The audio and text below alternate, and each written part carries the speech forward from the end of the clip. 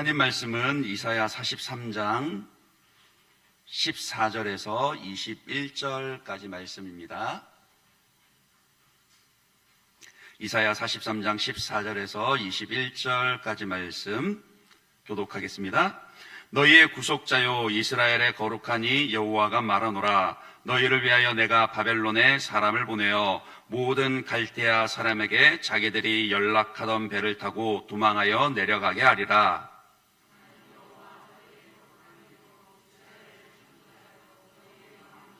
나 여호와가 이같이 말하노라. 바다 가운데에 길을, 큰 물 가운데에 지름길을 내고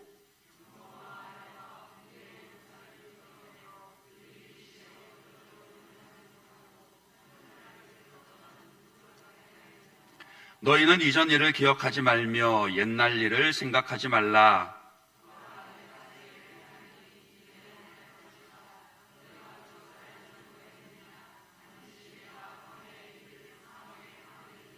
장차 들짐승 곧 승냥이와 타조도 나를 존경할 것은 내가 광야의 물을 사막의 강들을 내어 내 백성 내가 택한 자에게 마시게 할 것임이라.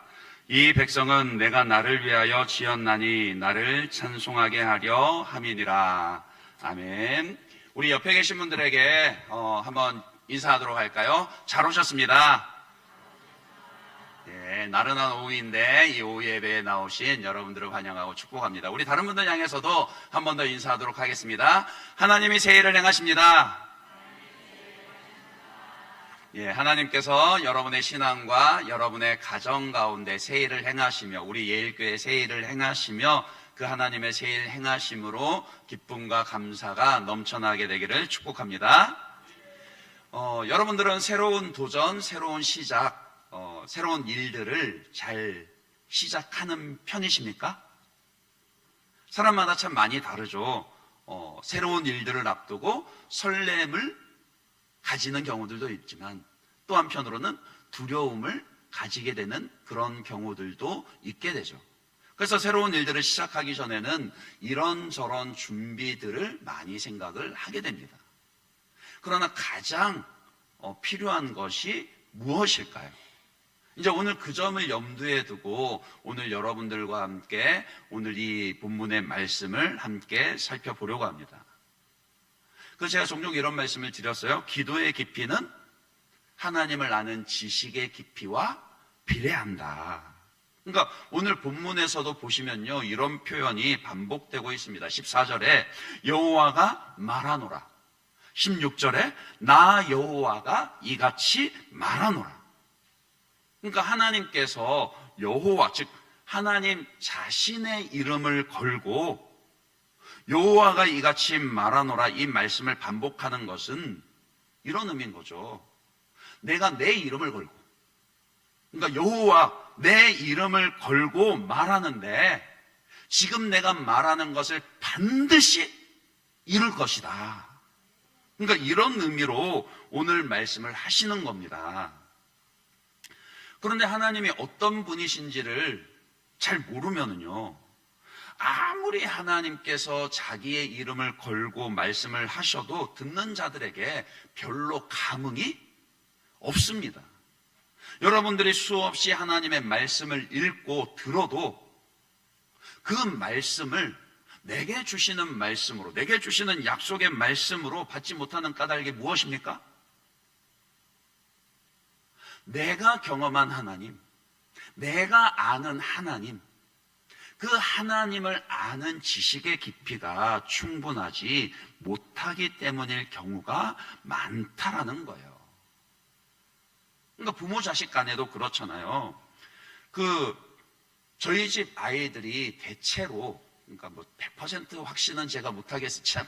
차마 제 입으로 확신은 못하겠습니다만은 대체로 아빠가 한 말이면 지킨다라고 그렇게 믿습니다.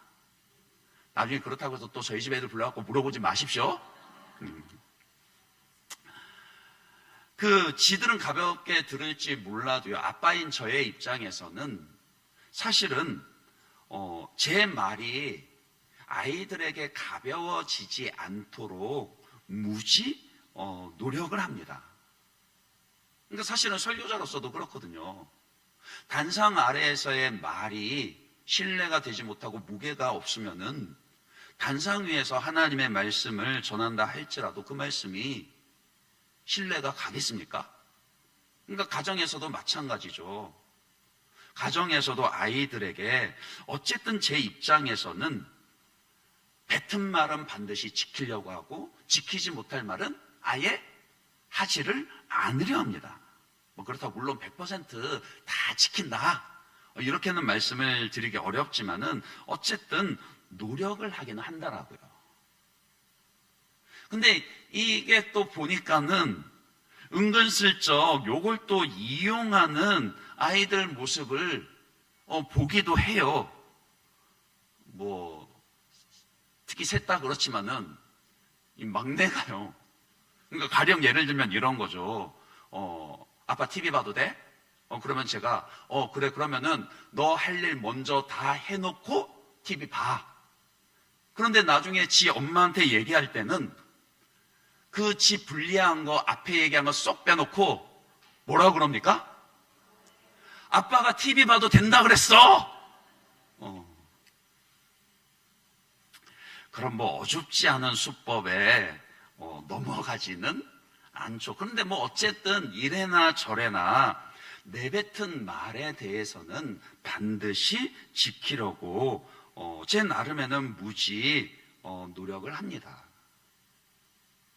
그건 하나님과의 관계에서도요. 하나님도 마찬가지시라고요. 우리가 하나님이 어떤 분이신지를 알면요. 하나님이 반드시 말씀하신 것을 지키고야 마시는 분이시다라는 것을 신뢰하게 됩니다. 어떤 때는 환경적으로 도저히 불가능해 보이고요. 또 어떤 때는 내가 너무 연약하고 부족해서 안 될 것 같은 그런 순간조차도요. 그래도 하나님이 말씀하셨으니까 된다. 이 믿음은 어디에서 나오는 거예요?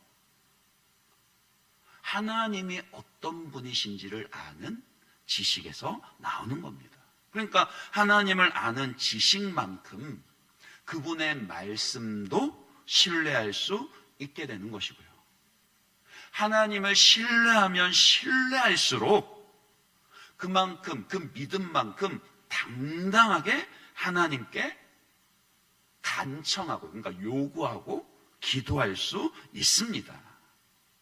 하나님을 향한 그런 신뢰와 친밀함이 저와 여러분에게 더욱 깊어지기를 축복합니다.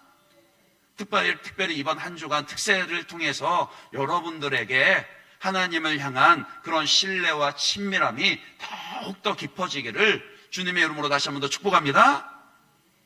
그런 점에서 오늘 본문에서요, 하나님이 스스로를 어떻게 표현하시는지를 다시금 주목을 해보시기 바랍니다. 14절에 보시면은요, 하나님이 자기를 어떻게 소개하고 있죠? 너희의 구속자요 이스라엘의 거룩하니라 이렇게 말씀을 하시고요. 15절에는 나는 여호와 너희의 거룩하니요 이스라엘의 창조자요 너희의 왕이니라 이렇게 말씀을 하십니다. 그러니까 우선 하나님이 어떤 분이시라고요? 하나님이 우리의 구속자가 되십니다. 구원자시라고요. 이미 하나님은 주 예수 그리스도를 통해서 우리를 죄와 사망으로부터 사단의 그 권세로부터 구원하여 주셨습니다. 아멘이십니까? 아멘이신가요? 예. 구약의 백성들은요, 메시아 예수님을 우리처럼 확연하게 모릅니다. 잘 알지 못합니다. 그러나 그렇다고 해서 그들이 하나님의 구원을 전혀 경험하지 못한 것은 아니다라고요. 이미 모세시대 출애굽의 역사를 경험했습니다.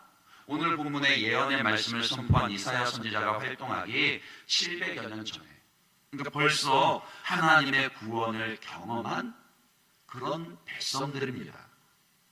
뿐입니까? 출애굽 이후에도요, 계속해서 가나안 정복 이후에 계속된 그런 사사시대, 왕정시대, 그러니까 이스라엘의 역사 전부가 사실은 어떤 이야기입니까? His story. 그러니까 history, His story. 하나님의 이야기, 하나님이 자기 백성들을 어떻게 구원하셨는지 그 하나님의 구원 이야기라고요. 그러니까 이스라엘의 역사는 곧 하나님의 구원 역사다. 그러니까 이 백성들은 하나님이 구원자시다라는 걸 너무 잘 알고 있는 백성들이란 말입니다. 그런데 굳이 그들을 향해서 하나님이 오늘 또다시 상기시켜 주시는 거예요. 뭐라고요? 내가 너희의 구속자다. 또 이렇게 장담을 하세요. 왜 그렇겠습니까?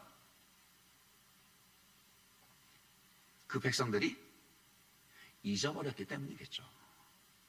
그러니까 오늘 이사야 43장의 그 문맥적인 배경을 살펴보면은요, 그들이 바벨론 포로로 끌려갔을 때를 염두에 두고 주신 예언의 말씀입니다. 그러니까 그들은 바벨론 포로로 끌려가면서 어떤 이유에서건 하나님이요, 그러니까 조상적부터 섬겨온 여호와 하나님이 자기들의 구원의 하나님이시다라는 것을 잊어버렸다는 거예요. 우리는 어떻습니까? 예수를 믿노라 그렇게 말하면서도 하나님이 나의 구원자심을, 하나님이 나의 구속자이심을 정말 100% 신뢰하고 믿으십니까? 죄와 사망에서 우리를 구속하셨을 뿐만이 아니라, 그러니까 내 삶의 모든 순간, 모든 답답함, 모든 고난, 모든 어려움 가운데서 하나님이 나의 구원자가 되심을요, 믿으시냐라고요. 혹시 죄와 사망에서 우리를 구속하셨지만 그것은 어디까지나 신앙적이고 영적인 영역에서 뿐이고, 그러니까 영적으로는 하나님이 나를 구원하셨지만 현실적인 삶 속에서는 하나님의 구원이 내게는 멀다, 그렇게 생각하지는 않냐라는 겁니다. 아니, 생각은 아니다 할지라도 살아가는 삶의 모습은 마치 오늘 하나님이 나를 이 답답한 현실 속에서는 구원하지 못하실 것처럼 그런 모습으로 살고 있지는 않냐라는 거예요. 결국 우리에게 주어진 이 신앙의 싸움은 그겁니다. 하나님이 나의 구원자가 되신다. 하나님이 나의 온전한 구원자가 되신다. 그래서 영적으로 지옥에서 천국으로 그렇게 옮기시며 구원하셨을 뿐만이 아니라 죄에서, 죽음에서, 사망에서 생명으로 옮기셨을 뿐만이 아니라 내 모든 현실과 고난들 가운데서도 능히 하나님은 건지시고 구원하신다. 그런데 사실은요, 죄에서 구원해서 하나님의 은혜로 옮겨놓는 거예요. 죽음에서 건져서 생명으로 옮겨놓는 거, 지옥에서 건져서 천국으로 옮겨놓는 거, 이게 사실은 훨씬 더 대단하고 놀라운 일인데요. 근데 자꾸 신앙생활을 전문 용어로 디비 쫀다 그러죠. 죄송합니다. 강대상에서 이런 말씀. 그 디비 쫀다라는 말 무슨 말인지 아세요? 그러니까 이렇게 어긋나게 뒤집어서 한다라고요. 그런 엄청난 은혜에 대해서는, 사건에 대해서는 믿는다고 말하면서도 그것에 비하면은 훨씬 더 작은 일인 오늘 내 삶의 답답함에서, 내 삶의 고난에서는 나를 구원해 주실 거라는 거에 대해서 그다지 신뢰하지 않는 그런 모습으로 신앙생활을 하는 그리스도인들이 오늘날 많은 것 같더라고요. 하나님은 우리의 온전한 구원자가 되십니다. 믿으시기 바랍니다. 지옥으로부터 천국으로 구원하셨을 뿐만이 아니라 고난에서도 우리를 능히 구원하시는 구원자 하나님이십니다. 나의 구원자가 되시는 하나님을, 여러분의 구원자가 되시는 하나님을 알고 믿으셔야 합니다. 또한 오늘 본문에 보면 하나님은 스스로를 이스라엘의 거룩하니 또 여호와 너희의 거룩하니라 이렇게 소개하시죠. 이 거룩하다라고 하면은 구별된다, 그리고 초월해 있다, 그런 뜻이 그런 의미입니다. 그런데 그 초월해 계신 하나님인데 꼭 그 앞에 보면은 수식어를 붙여요. 뭐라고요? 이스라엘의 거룩하니, 혹은 너희의 거룩한 하나님. 그러니까 사실은 이게 곰곰이 생각을 해보면 굉장히 좀 뭐라 그럴까요? 모순된 표현이거든요. 이스라엘의, 너희의 이런 수식어는 제한된 그런 표현입니다. 그렇잖아요. 거룩한 하나님이라면은 이스라엘 그런 민족적인 경계를 초월해서 온전히 높으신 초월하신 하나님이신 거예요. 그런데 그 초월하신 하나님께서 내가 너희의 하나님이라 이렇게 말씀하시는 것은 스스로를 제한하여 두시는 겁니다. 모든 것을 창조하여서 아무 것에도 매이지 아니하시는 초월자 하나님이시고요, 불가능이라고 넘는 전능하신 하나님이시고, 무엇이든지 가능한 그런 하나님이심에도 불구하고 스스로를 뭐라고요? 이스라엘의 하나님으로, 저와 여러분으로 하나님으로 그렇게 기꺼이 제한하십니다. 그것이 신약시대에 이르러서는 예수 안에 있는 우리의 하나님으로 그렇게 제한하시죠. 그러니까 그것을 뭐라 부르냐면요, 언약이라 부릅니다. 그러니까 거룩하신 하나님만을 생각하면요, 초월해 계신 하나님만을 생각하면 굳이 피조물인 우리와 언약을 맺으실 필요가 없으시죠. 그러니까 따지고 보면은 우리는 하나님과 언약을 맺을 만한 깜냥이 되지를 못합니다. 그렇지 않나요? 늘 약속을 어기고 언약을 깨트리는 것은 하나님이 아니라 나예요. 그럼에도 불구하고 하나님께서 스스로를 낮추시고 우리를 언약의 상대자로 여기시면서 우리의 하나님, 여러분의 하나님, 이스라엘의 하나님으로 불리는 것을 기뻐하며 그렇게 자기를 소개하고 계시더라고요. 그러니까 이 진리를 생각하면 이 질문을 해봐야 된다라는 거예요. 혹시 하나님이 내게서 너무 멀리 계시다라고 그렇게 생각하고 있지는 않냐라는 겁니다. 기도를 하기는 하는데 기도하면서도 하나님 내 기도 들으시겠나? 하나님 내 기도를 들으시고 내 사정 아시기에는 너무 멀리 계시지. 하나님이 이런 제목까지도 들어주실까? 이런 생각 한다라고요. 신앙생활을 이런 모습으로 한다라고요. 혹시 그렇다라면은 오늘 다시금 하나님께서 스스로를, 하나님 자신을 어떻게 표현하는지를 눈여겨보셔야 됩니다. 여호와 너희의 거룩하니라. 그냥 여호와 거룩한 하나님 그 정도로 말씀하지 아니하시고 여호와 너희의 거룩하니라. 나는 모든 것에 초월한 전능한 하나님이지만 기꺼이 너와 언약을 맺은 너의 하나님이다. 하나님이 오늘 저와 여러분에게 이 말씀을 들려주시며 자신을 나타내 보이십니다. 하나님이 여러분에게 가까이 계시더라고요. 하나님이 능히 여러분의 삶의 형편들을 헤아리고 권고하고 계시더라고요. 무엇보다도 또 하나님이 너희의 하나님이라, 우리의 하나님이라 말씀하시는 것은 무슨 뜻이 있습니까? 이제 더불어서 15절에 보시면은 15절 하반절에 하나님이 이렇게 자기를 소개합니다.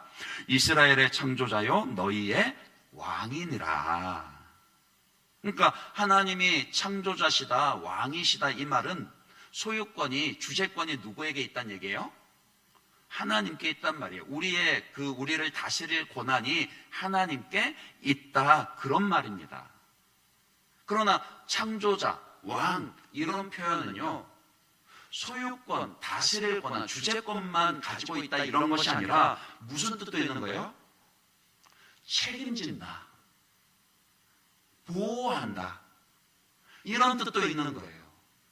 그러니까 하나님이 나의 왕이시다, 이런 표현은요, 하나님이 나를 다스린다, 뭔가 깝깝하고 제한하고 그런 의미가 아니라요, 하나님이 나를 통치하실 뿐만이 아니라 나를 책임져 주시고 내가 기대하고 생각하는 것보다 더 좋은 것으로 인도해 가신다, 이런 의미라는 거예요.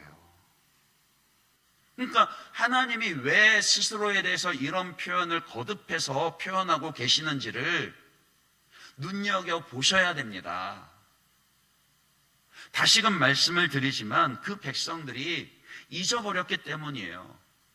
스스로는 하나님의 백성이라 말하면서도 나에게 하나님이 어떤 분이신지를 실질적으로 잊어버렸다라고요.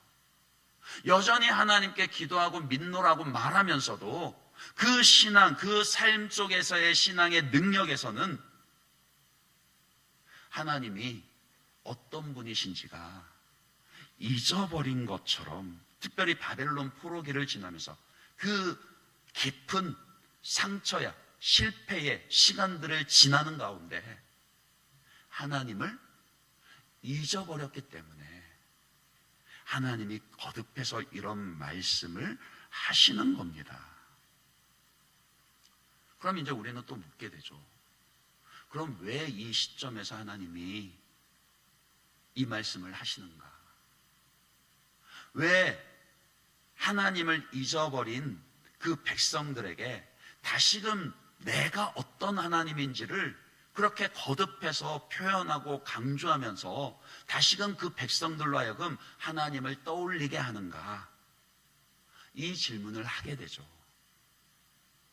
왜 하나님이 그렇게 하십니까? 오늘 말씀해 보면 하나님이 이제 새 일을 행하실 것이기 때문이라는 거예요. 하나님이 무슨 일을 하시죠? 14절 하반절에 보시면 너희를 위하여 내가 바벨론에 사람을 보내어 모든 갈대아 사람에게 자기들이 연락하던 배를 타고 도망하여 내려가게 하리라. 그러니까 바벨론을 망하게 한다, 그런 뜻입니다. 16절에는 바다 가운데 길을, 큰 물 가운데 지름길을 내고 병거와 말과 군대의 용사를 이끌어내어 그들이 일시에 엎드러져 일어나지 못하고 소멸하기를 꺼져가는 등불 같게 하였느니라. 19절에도요. 반드시 내가 광야의 길을 사막의 강을 내리니 그 물을 내 백성 내가 택한 자에게 마시게 할 것이라. 그러니까 한마디로 얘기하면은 하나님이 구원의 새로운 일들을 행하실 거다, 이 말씀이에요. 그들을, 이스라엘 백성들을 포로로 끌고 왔던 바벨론 제국을 이제 망하게 할 것이고, 도저히 불가능했다 싶은 그런 상황 가운데서 자기 백성들을 이제 구원하여서 새로운 일들을 행하실 거다, 하나님이 그 얘기를 하시는 겁니다.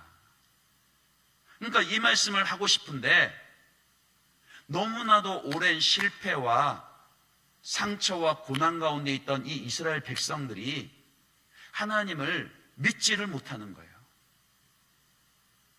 하나님을 기대하지 못하는 거예요. 그러니까 자기들은 믿음의 백성이라고 말하면서도 바벨론 포로기의 그런 현실들을 겪다 보니까 앞서 말씀드린 것처럼 하나님의 구원은 내게서 멀고, 하나님은 내 기도를 듣지 않으시고, 하나님은 나를 책임져 주지 않으시는 것처럼 그런 모습으로 살고 있으니 하나님이 장차 이제 새 일을 행하실 것이라고 말씀을 해도 믿지 못하는 그런 백성들에게, 야, 내가 누군지 다시 생각해봐. 나 봐. 내가 누군지 봐. 이리 말씀을 하시면서 자기를 소개하셨고, 그리고 이제 드디어 뭐라고요? 내가 구원의 새 일을 행할 것이다. 그 말씀을 하시는 거라고요. 바다 가운데 길을 내십니다. 큰 물 가운데 지름길을 내십니다. 자기 백성들을 쫓아오는 병거와 말과 군대의 용사를 일시에 엎드러 드릴 겁니다. 그러니까 사실은 이 말씀은 훨씬 더 이전에 이 백성들이 경험했던 구원의 경험요, 그러니까 출애굽 경험을 모티브로 하고 있죠. 그 홍해에서 바다 가운데 길을 내시고 지름길을 내시고 쫓아오던 애굽 병거와 말들을, 그 군대를 일시에 쓸어 엎드러뜨린 것처럼 하나님께서 이제 또다시 그 구원의 큰 일을 행하실 것인데, 그때는 애굽에서 자기 백성들을 구원하셨지만 이제는 바벨론에서 자기 백성들을 구원하실 것이다. 그 말씀을 하시는 거예요. 그러니까 이 약속은 이사야 선지자가 예언하던 그 100년에서 200여 년 후에요. 좀 더 좁게 보면 한 130년에서 150년 후에 이제 실제로 바벨론이 망하게 되고 3번에 걸쳐서 포로 귀환이 이루어지면서 그 말씀이 1차적으로, 이 예언의 말씀이 1차적으로 성취가 됩니다. 그리고 그 후에 600여 년이 지나간 후에 이제 예수 그리스도께서 오셔서 우리의 진정한 구원을 성취하시며 오늘 이 말씀이 궁극적으로 이루어지게 되죠. 근데 이제 오늘 저 여러분에게 강조하고 싶은 것은 그거예요. 여전히 하나님은 지금 우리의 삶 가운데 구원의 새 일을 행하실 것이라는 겁니다. 믿으시기 바랍니다. 그리스도 예수 안에서 아멘으로 이 말씀을 받는 자들을 위해서, 그러니까 이 예언의 말씀, 오늘 이 약속의 말씀을 아멘으로 받는 여러분들을 위해서 하나님은 지금도 새 일을 행하십니다. 그래서 반드시 우리의 입술로 찬송과 영광을 받아내실 겁니다. 다만 우리에게 필요한 것은 뭐죠? 믿음이죠, 믿음. 그러니까 앞서 말씀드린 것처럼요, 하나님 자신에 대해서 구속자요, 여호와 이스라엘의 거룩한 이요, 이스라엘의 창조자 너희의 왕이요, 그렇게 계속 거듭해서 스스로를 소개한 이유가 제발 나 좀 믿어줘, 그런 뜻이라고요. 그 요한복음 11장 40절에 보시면은 예수님이 죽은 나사로를 살리기 전에 이런 말씀을 하십니다. 같이 한번 읽어볼까요? 같이 읽습니다. 시작. 예수께서 이르시되 내 말이 내가 믿으면 하나님의 영광을 보리라 하지 아니하였느냐 하시니, 언제 하나님의 영광을 보게 될 거라고요? 주님의 말씀을 믿으면요. 그러니까 죽은 자를 다시 살리신 것처럼, 예수님이 죽은 나사로를 살리신 것처럼 오늘 우리의 삶에서 새 일을 행하실 때도 하나님이 반드시 우리에게 요구하시는 것은 믿음입니다. 하나님에 대한 믿음이고 하나님의 말씀에 대한 믿음입니다. 그것이 이제 오늘 본문에서는 18절에 이렇게 표현이 되는 거예요. 18절 말씀 다시 한번 읽어볼까요? 18절 말씀 같이 읽습니다. 시작. 너희는 이전 일을 기억하지 말며 옛날 일들을 생각하지 말라. 왜 이전 일들을 기억하지 말며 옛날 일들을 생각하지 말라 그러겠습니까? 여기서 말씀하는 이전 일과 옛날 일들이 무엇일까요? 이전에 경험했던 하나님의 구원의 역사가 아니라 여기서 말하는 이전 일, 옛날 일은 뭐냐면요, 안 된다, 그 패배의식이요, 실패의 경험요, 바벨론 포로기 70년 지나던 그 시절들 가운데 이제는 더 이상 하나님을 기대하지 못하게 만들고, 신앙생활 뭐 늘 고만고만한 거지 하나님이 여기서 뭔가 더 특별한 일을 행하시겠나, 하나님이 여기서 어떤 틀을 깨트려서 그 이상의 큰 일을 행하시겠나, 이런 불신을 가지게 하는 그런 옛날의 쓴뿌리들, 실패의 경험들, 그런 패배주의 의식들, 이런 것들을 버리라, 그런 말씀인 거죠. 어쩌면 이스라엘 백성들도요, 포로 생활 초기에는 희망을 가지고 있었을지도 모릅니다. 아마 그랬겠죠.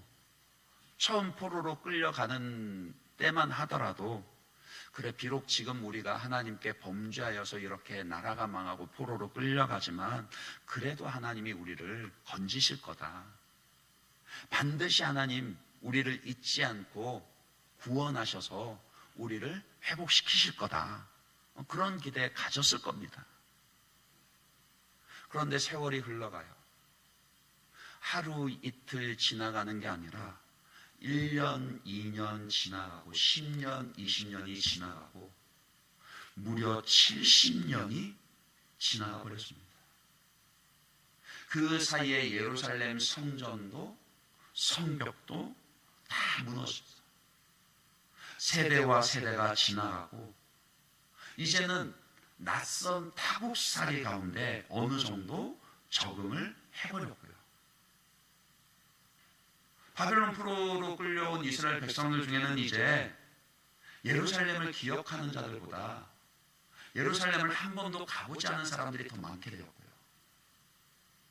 어쩌면은 히브리어보다 그 바벨론 방언이나 아람어가 더 익숙한 백성들이 훨씬 더 많아졌을 겁니다. 그러니까 그런 시간이, 세월이 지나가는 동안에 자연스럽게 하나님에 대한 기대도, 하나님에 대한 소망도 함께 잃어버리게 되었더라고요. 형식적으로는 여호와 신앙이 남아 있었지만, 그러니까 자기들이 유대인이라는 것, 하나님의 선민이라는 것은 알고 있었지만 현실의 삶 가운데, 이 포로와 고난의 삶 가운데 하나님이 그래도 구원하시고 새 일을 행하실 것이다 라는 것은 어느샌가 꿈도 꾸지 못하게 되었더라고요. 신앙생활을 하기는 하는데 틀을 깨지 못하고 새 일을 기대하지 못하게 된 그런 모습이 되어버렸습니다. 그 생각 버리라는 거예요. 이전 일들을 기억지 말고 옛적 일들을 생각지 말라 하신 것은 바로 그런 패배주의에 젖은 그 생각을 버리라, 그런 불신앙을 버리라 말씀하시는 겁니다. 그리고는 하나님을 신뢰하라, 다시금 하나님을 기대하라, 그리 말씀하시는 거죠. 지금 말씀하시는 하나님이 어떤 분이신지를 너희가 제발 알아서 이제 하나님이 새 일을 행하실 것을 기대하라, 하나님 그 말씀하시는 거라고요. 저는 이 말씀이, 이 메시지가 오늘 우리의 세대를 살아가고 있는 주님의 교회들, 특별히 우리 예일교회를 향해서 주시는 말씀이라고 생각합니다. 안 된다 소리는 어딜 가든 쉽게 듣습니다. 뭐 전도가 안 된다, 뭐 교회 학교가 안 된다, 뭐가 안 된다, 그러면서 또 이런저런 타당한 근거들도, 객관적이라 말하면서 그런 근거들도 됩니다. 꽤 그럴듯합니다. 하지만 저는 믿습니다. 시대가 어두울수록 하나님의 영광의 빛은 더욱더 밝게 빛나게 될 것입니다. 교회의 역사를 돌아보면은요, 부흥이 일어났던 부흥의 시대의 그 특징들이 있는데, 그 중에 그 중요한 특징 중에 하나가 뭐냐면요, 안 된다 생각하던 그때에 하나님의 부흥이 일어났다라는 거예요. 그러니까 인간적인 사람의 계산과 기대가 다 무너진 그 시점에 하나님의 놀라운 일들이 일어나기 시작했다라는 겁니다. 로마 제국의 압제 아래 있던 주님의 교회가 다 망했다 생각할 때 하나님은 오히려 복음과 교회를 더 부흥하게 하셨죠. 중세시대의 교회가 타락해서 그 영적인 암흑기가 더 이상 소망이 없다, 그렇게 사람들이 말할 때에 종교개혁의 빛을 비추셨습니다. 미국에서 일어난 1, 2차 대각성 운동, 그 대부흥의 시기도요, 영국의 웨일즈 대부흥의 시기도 마찬가지였습니다. 우리나라에 있었던 1907년 평양 대부흥 운동도 사실은 아무것도 기대할 수 없는 그런 좌절과 절망의 시기에 일어났었고요.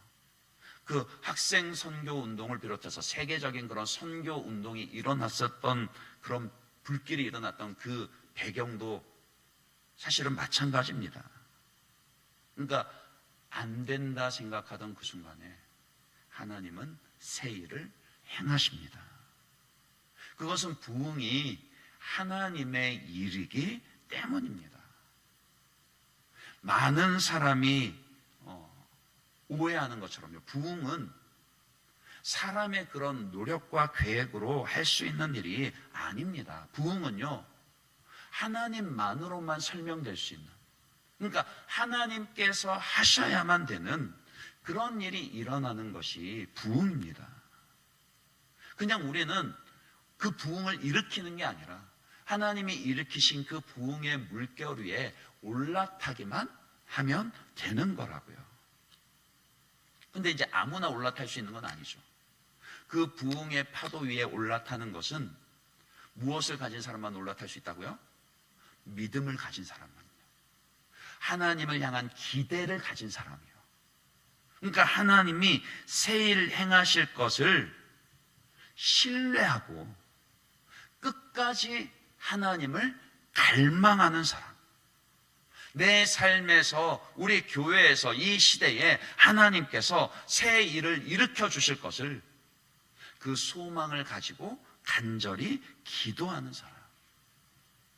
그런 믿음의 사람이 하나님의 부흥의 역사에 동참하게 되고 하나님이 일으키시는 부흥의 파도에 올라타게 되는 것이죠. 그러니까 지금 우리가 해야 되는 게 뭐겠습니까? 지금 여러분이 해야 되는 게 뭐겠습니까? 이전의 상처, 실패와 패배, 나는 안 될 거라, 우리 집은 안 될 거라, 우리 교회는 안 될 것이라고 생각하게 만드는 그런 옛날 일들, 그것이 개인적인 것이든 공동체적인 것이든 그 모든 옛적 일들을 버려버리고 이제 하나님을 갈망하며 기대해야 합니다. 그 갈망과 기대를 안고 믿음으로 뜨겁게 부르짖어 기도해야 합니다. 그러면 오늘 이 약속의 말씀이 저와 여러분의 말씀이 될 것이고, 그 말씀의 능력대로 하나님께서, 그러니까 하나님이 스스로의 이름을 걸고 장담하시는 것처럼요, 오늘 우리에게 새 일을 행하시는 것을 경험하게 될 것입니다. 말씀을 맺겠습니다. 인도의 칼림퐁이라는 지역에 단기 선교를 간 적이 있거든요. 그때 이제 청년들을 이끌고 단기 선교를 갔었는데, 이제 인도의 칼림퐁이 어디냐면은 그 인도 지도 가운데 보면은 저기 서북부 끝입니다. 서북부 벵갈주 고산 지역인데, 이제 칼림퐁은 여러분들이 좀 잘 모르시더라도 다질링은 들어보셨을까요? 안 들어보셨나요? 그러니까 다질링도 산 봉우리 위에 있는 그런 동네고요. 그 봉우리 맞은편 봉우리에 있는 동네가 이 칼림퐁이라는 지역입니다. 그러니까 그 칼림퐁에 가려면은 그 인도의 이제 그 콜카타, 여러분들이 잘 아시는 그 저기 누굽니까? 마더 테레사. 저기 뭐죠? 마더 테레사가 주로 이제 그 일했던, 그래서 마더 테레사 기념 그 교회 기념 그 수도원도 있는 그 지역이 이제 이 콜카타인데, 그 콜카타에는 이제 마더 테레사 수녀원도 있지만은 그 윌리엄 캐리, 그러니까 현대 선교의 아버지라 불리는 이 윌리엄 캐리의 그 무덤하고 그의 박물관도 있습니다. 그러니까 윌리엄 캐리가 처음 그 선교를 외칠 때만 하더라도요, 사람들의 반응은 굉장히 냉랭했거든요. 그는 영국의 그 한 구두 수성공에 지나지 않았습니다. 그러니까 그가 하나님께서 새 일을 행하실 것을 기대하고 우리가 주님의 일하심에 동참하기 위해서 이 선교의 사명을 감당해야 된다, 이렇게 말할 때에 그의 가족들, 그의 친구들, 그의 그 교회들 반응이 그랬습니다. 좀 표현이 격하긴 합니다만은 미친놈, 그랬어요. 왜냐하면 그 당시에 사람들의 생각은 아니 뭐 하나님의 일은 하나님이 어련히 알아서 하시겠지, 하나님이 저 인도 사람들 구원하시려고 하면은 하나님이 어련히 알아서 하시겠지. 그러니까 새 일을 행하실 것에 대해서는 전혀 기대함도 없었고, 그냥 오늘의 신앙의 모습은 어제의 신앙의 모습과 별반 다를 바가 없었고, 그래서 내일 신앙생활을 어떻게 할지도 뻔히 오늘을 통해 보이는 그런 시대였습니다. 사람들이 그렇게 냉소적으로 반응해서 윌리엄 캐리가 실망했을까요? 아니에요. 왜냐하면 그는 오늘 본문 말씀처럼요, 하나님이 어떤 분이신지를 너무 잘 알았거든요. 나에게 하나님이 어떤 하나님이신지, 오늘 하나님께서 스스로 자기의 이름을 걸고 장담하시는 것처럼 나에게 하나님이 어떤 의미, 어떤 하나님이신지를 너무나도 분명하게 붙잡고 있었거든요. 그래서 그가 이런 위대한 말을 남기죠. 그가 남긴 말 아마 들어보셨을 겁니다. 윌리엄 캐리가 남긴 말이 무엇입니까? 하나님으로부터 위대한 일을 기대하라. 그리고 하나님을 위해 위대한 일을 시도하라. 그의 이 말에 함께 가슴이 뜨거워지는 많은 사람들이 일어나게 되었고요. 그래서 선교의 그 하나님 나라 선교의 역사에 있어서 그런 시대의 전환이 일어나는 교회가 움직이기 시작했고, 많은 선교의 헌신자들이 일어나게 되었습니다. 그래서 이제 그 현대 선교의 패러다임 자체가 바뀌게 된 거예요. 하나님께서 새 일을 행하실 것을 기대하던 그 윌리엄 캐리 한 사람을 통해서요. 우리는 하나님이 아니면 도저히 설명할 수 없는 새 일을 기대해야 합니다. 그 일이 일어나는 게 부흥이에요. 그리고 그런 기대가 있다라면은 반드시 기도해야 합니다. 믿음으로 기도해야 합니다. 특세에 나오셔서 기도해야 합니다. 하나님께서 우리 예일교회에 새 일을 행하여 주실 것을, 하나님께서 우리 가정에 새 일을 행하여 주실 것을, 하나님이 내 인생 가운데, 내 심령 가운데 새 일을 행하여 주실 것을 기대하며 기도하셔야 됩니다. 우리 모두가 그런 기대감을 가지고 기도할 수 있게 되기를 간절히 바랍니다. 영광의 하나님을 바라보시면서 우리 모두가 하나님을 찬송하게 될 것을요. 그러니까 오늘 본문에 보면은 승냥이나 들짐승조차도 하나님을 인정하게 될 거래요. 그렇게 분명하게 우리의 삶 가운데, 우리의 공동체 가운데 하나님의 그 새 일과 하나님의 영광이 나타날 것을 기대하시면서 믿음과 소망으로 기도하시는 그런 저와 여러분들 되시기를 주님의 이름으로 축원합니다. 내일 특세 시작 5시 10분 뵙겠습니다. 예, 오늘 주신 말씀 생각하면서 이 찬양 함께 고백하겠습니다. 우리 하나님께서 광야에 길을 내시고 사막에 꽃이 피게 하시는 그 새 일을 행하실 것을 기대하면서 우리 꽃들도 같이 찬양하겠습니다.